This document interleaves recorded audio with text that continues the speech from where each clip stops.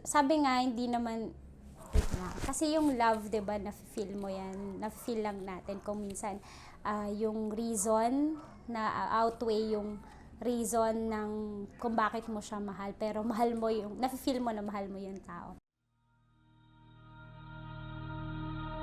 Stars are tracing the sky like city windows.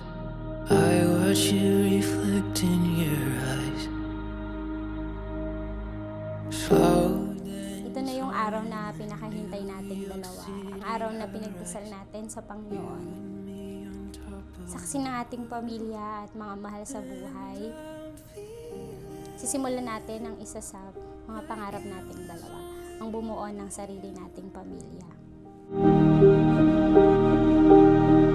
and I'm feeling like you were something I won't lose.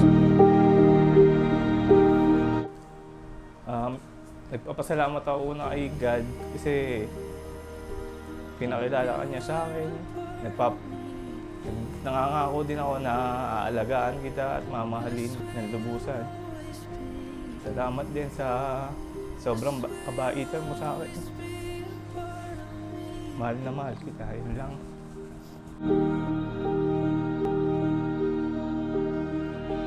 I'm not sure if I even really know me. Sa araw na yan, magpasalamat kayo sa ating Panginoon sapagkat sa araw na yon kayo'y pinagtali bilang mag-asawa.